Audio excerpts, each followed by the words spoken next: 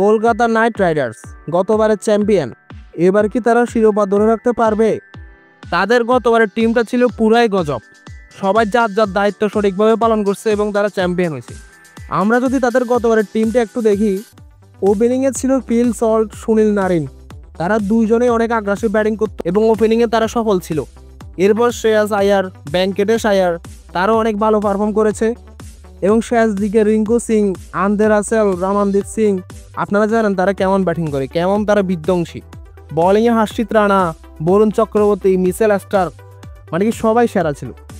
সেরা একটা টিম ছিল এবং তারা চ্যাম্পিয়ন হয়েছে। এবারে তাদের টিমটা কেমন? এবারের টিমটা যদি আমরা একটু দেখি, প্রথমে দেখিনি তারা কারে কারে রিটেনশন করছে। তারা সুনীল নারিন, আন্দ্রে রাসেলকে রিটেন করছে, এর সাথে বরুণ চক্রবর্তী, হর্ষিত রানা, রমনদীপ সিং এদেরকে রিটেন করছে। রিঙ্কু সিংও আছে এর পাশাপাশি। এবং ভেঙ্কটেশ আয়ারকে তারা সর্বোচ্চ দাম দিয়ে কিনে নিয়েছে তাদের দলে।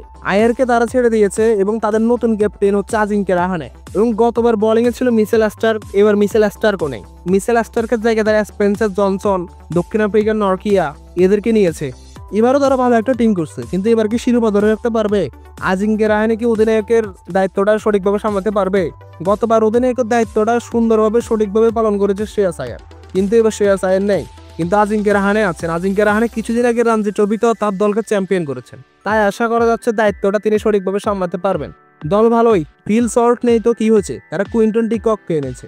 টিম ভালোই, এবার দেখা যাক কি করতে পারে, শিরোপা ধরে রাখতে পারে কিনা। দেখা যাবে 22 এপ্রিল তাদের প্রথম ম্যাচ আরসিবির বিপক্ষে ওই দিন।